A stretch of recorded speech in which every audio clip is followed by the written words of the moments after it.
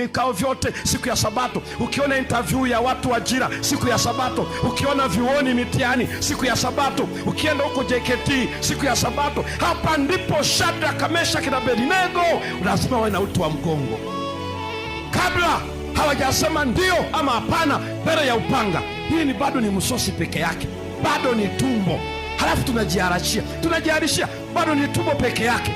Yaani uko uhuru wa kufukuzwa chuo, uhuru wa kufukuzwa ajira, uhuru wa kutoka hapa, uhuru wa kufukuzwa nyumbani, lakini bado na uhai.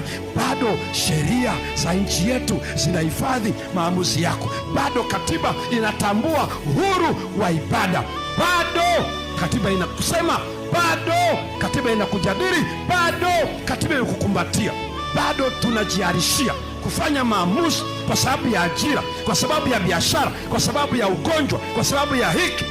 Hivi ikifika kwamba ni ndio ama hapana na mbele kuna moto, tutafanyaje? Maana yake maisha haya tunayoishi ni muda wa kesheni. Kesheni. Usifikiri alichowaambia Petro na mitume wakapuuzia.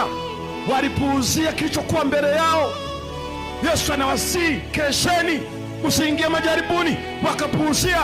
Matokeo walikimbia, waliogopa kifo, waliogopa upanga. Sikiza ndugu zangu wapendwa, tukipuuzia maandalizi yetu ya wakati huu, hakuna cha usomi, hakuna cha uchungaji, hakuna cha uzee wa kanisa, hakuna cha miaka mingi ndani ya kanisa. Hii sio vita ya akili ya mwanadamu, ni kujisalimisha kwa Yesu Kristo. Watakao kuwa na Yesu pekee ndio watakaosimama. Hawana hofu kwenye vita, kwenye njaa, kwenye magonjwa, kwenye mateso, kwa sababu wanajua huo ni mwendo kutoka vileleni kwenda umilele.